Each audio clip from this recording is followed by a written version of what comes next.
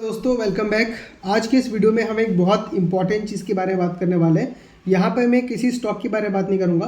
मैं बात करूँगा कि अगर आप एक मान लीजिए 9 to 5 जॉब करने वाला आदमी है और आपके पास इतना टाइम नहीं है कि आप इंडिविजुअल स्टॉक में इन्वेस्ट कर सके, या आप उतना रिस्क नहीं ले सकते जहाँ पे आपको बहुत ज़्यादा पैसे का लॉस हो सकता है, तो आपके पास एक और बहुत सिंपल सा रास्ता है जहाँ पे आप SIP का रूट चूज़ कर सकते हैं।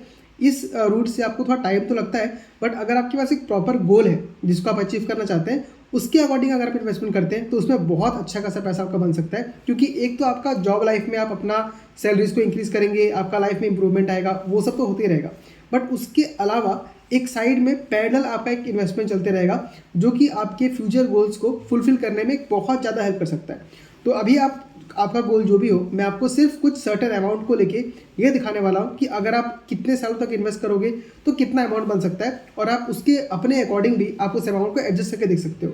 तो बहुत ही सिंपल सा एक वेबसाइट है जिसका नाम है SIPcalculator.in। आप खुद से चेक कर सकते हैं, फ़ोन में भी बहुत ईजिली मिल जाता है, और अगर आप लैपटॉप में करना चाहते हैं तो भी मिल सकता है।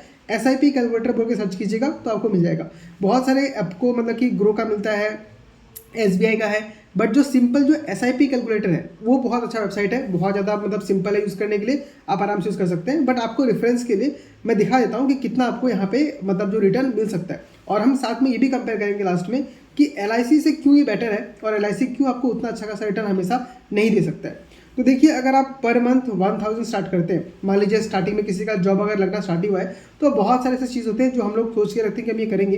तो स्टार्टिंग में लोग बहुत ज़्यादा इन्वेस्टमेंट करना नहीं चाहते, हालांकि उनको करना चाहिए, बट फिर भी मान के चलता हूँ कि आप अगर 1000 भी करते हैं, सिर्फ 1000 पर मंथ करते हैं, तो वो अमाउंट आपका 10 साल के बाद आपको मिलेगा उसमें 2.4 लैक्स का। आपका इसमें इन्वेस्टमेंट होगा 1.2 लैक्स, लेकिन आपको रिटर्न मिलेगा 2.4 लैक्स। यानी पहला 10 साल में आपका पैसा एक बार डबल हो चुका है। अब हम धीरे धीरे 5-5 साल बढ़ाएंगे और उसके बाद आपको बताऊंगा कि कितने साल तक मिनिमम आप अगर इन्वेस्ट करते हैं तो आपका पैसा बहुत ज़्यादा मल्टीप्लाई कर सकता है। अब हम 5 साल और बढ़ाते हैं, तो 15 साल अगर आप कंटिन्यू करते हैं 1000 के SIP को, तो आपका अमाउंट हो जाएगा लगभग 1.8 लैक्स, और आपको जो रिटर्न मिलेगा वो मिलेगा 5.2 लैक्स का। यानी कि आपने 5 साल और इन्वेस्ट किया तो आपका 2.4 जो था वो बन गया 5.2 लैक्स। ऑलमोस्ट आपका मतलब डबल के आसपास ही पहुँच गया, मेरे ख्याल से ज़्यादा ही हो गया।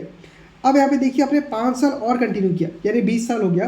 अब 20 सालों में अगर आप 1000 इन्वेस्ट कर रहे हो तो आपका इन्वेस्टेड अमाउंट हो गया 2.4 लैक्स यानी 2,40,000, और आपका जो रिटर्न बना वो बना 10.4 लैक्स का। यानी आप देख रहे हैं, पहला 10 साल में आपका पहला डबलिंग हुआ, लेकिन उसके बाद हर 5-5 साल में आपका क्या हो रहा है, पैसा डबल हो रहा है। क्योंकि देखिए, पहले 10 साल में आपका 1.2 लैक्स का बना 2.4 लैक्स डबल हो गया। उसके बाद सिर्फ 5 साल ही लग रहा है आपके पैसे को डबल होने में। 2.4 लैक्स से बन गया 5.2 लैक्स, फिर 5.2 लैक्स नेक्स्ट 5 साल में आपका बन जाएगा 10.4 लैक्स, फिर और 25 साल तक मतलब 5 साल और आप उसमें इन्वेस्ट करते हैं तो आपका इन्वेस्टेड अमाउंट हो जाएगा ओनली 3 लाख रुपीज़, और वो आपका बन जाएगा लगभग 20 लाख का। तो यहाँ पे देखिए 10.4 लाख से सीधा कितना बन रहा है, 20 लाख का। उसको अगर आप 30 ईयर्स तक करते हैं, 5 साल और बढ़ा देते हैं, तब तक आपका रिटायरमेंट का भी एज हो जाएगा। मतलब मेरे ख्याल से अगर 25-26 साल की जॉब लगती है तो 30 ईयर आते आते आपका मान लीजिए 55-60 के पास आप पहुँच जाएंगे। तो उस टाइम पे आपके पास अमाउंट जो हो जाएगा वो होगा 37 लाख। यानी आप देख सकते हैं, आपने अमाउंट इन्वेस्ट किया सिर्फ 4.8 लैक्स और आपको मिल रहा है लगभग 37 लैक्स। ये सिर्फ 1000 इन्वेस्ट करेंगे तो हमको दिख रहा है।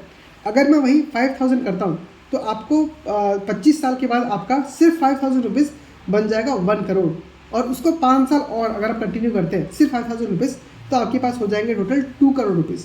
तो ये है SIP का सिंपल सा फॉर्मूला, और यहाँ मैंने रिटर्न बहुत ज़्यादा नहीं पकड़ा है, मैंने आपका सिर्फ 13% पकड़ा है। और क्योंकि हम लोग का यहाँ पे टाइम फ्रेम बहुत लंबा होने वाला है, तो वहाँ पे मैं देख रहा हूँ कि आप मिड कैप फंड में लगा सकते हैं, जो कि आपका इंडेक्स फंड होता है, उसमें भी अगर लगाते हैं तो आपको एवरेज जो मिलता है वो 13 से 15% के बीच में रहता है। लेकिन मैंने जानबूझ के सबसे कम जो होता है मिनिमम वो पकड़ा हुआ है। अगर 15% पकड़ता हूँ तो ये रिटर्न आपका और भी ज़्यादा हो सकता है, बट ये आपको मतलब मान के चलिए 80-90% है कि इतना आपको अमाउंट मिल ही जाएगा। इतना ना भी मिले तो इससे आपको मान लीजिए 5-10% नीचे का कुछ मिलेगा।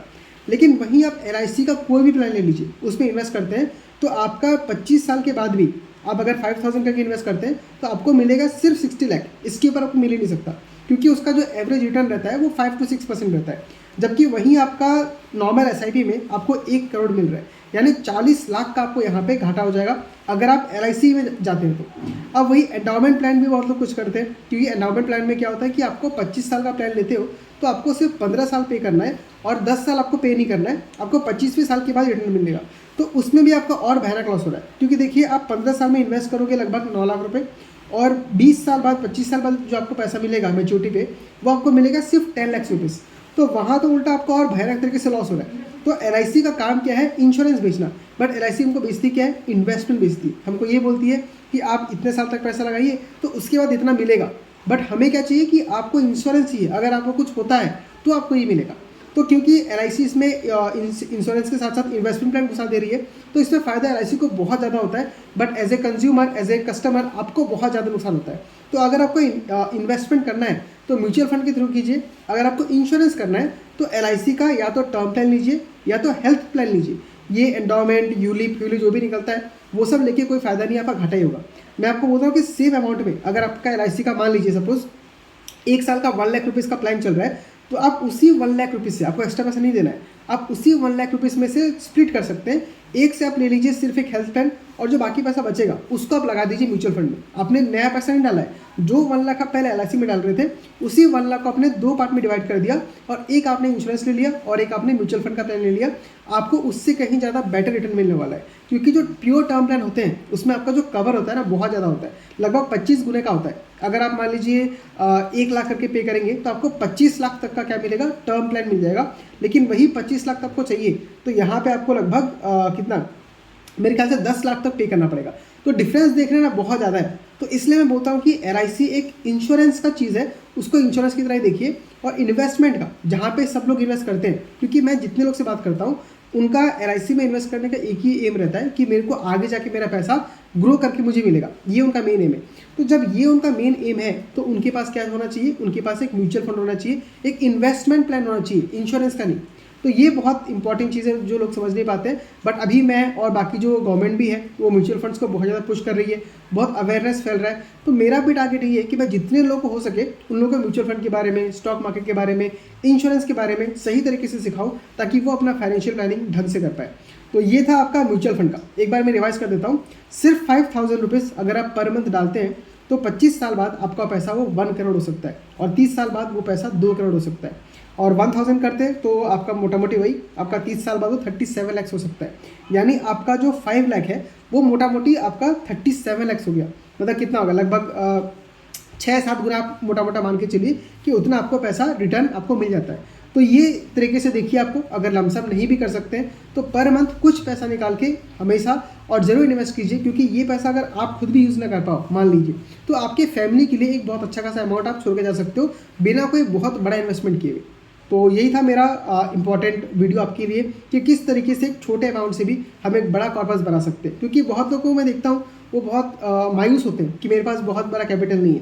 बहुत बड़ा कैपिटल नहीं है फिर भी आप इस तरीके से आराम से इन्वेस्टमेंट करके पैसा कमा सकते हो। अगर आपको कुछ डाउट है या फिर अगर आप म्यूचुअल फंड स्टार्ट करना चाहते हो तो मैं एक रजिस्टर्ड म्यूचुअल फंड एडवाइज़र हूँ।